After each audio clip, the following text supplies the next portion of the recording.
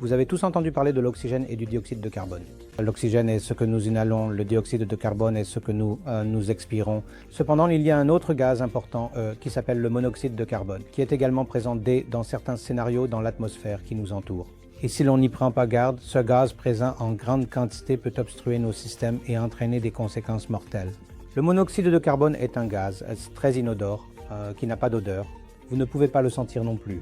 Il peut être présent autour de vous sans que vous le sachiez. L'intoxication au monoxyde de carbone peut se produire si vous brûlez du carburant ou tout type de bois ou de charbon dans un espace clos avec une mauvaise ventilation. Vous avez entendu parler des nouvelles de personnes mourant dans leur voiture dans un garage fermé. Cela pourrait être une intoxication au monoxyde de carbone et aussi au dioxyde de carbone dans de telles situations. Cependant, le monoxyde de carbone n'est pas facilement détecté. Les symptômes sont très subtils au début. Si vous développez une intoxication au monoxyde de carbone, par exemple, vous êtes dans une petite pièce encombrée où un feu brûle et vous commencez à avoir des maux de tête, vous commencez à ressentir un léger vertige, des signes d'anxiété, des palpitations, un essoufflement, cela pourrait être des signes très précoces d'intoxication au monoxyde de carbone. Et très important, les symptômes peuvent progresser rapidement. Vous n'avez peut-être pas le temps de réfléchir et vous commencez soudainement à vous sentir faible. Et si vous êtes seul, vous pouvez simplement vous évanouir ou vous enfuir. Une intoxication au monoxyde de carbone non traitée peut entraîner la mort car elle peut se manifester très rapidement.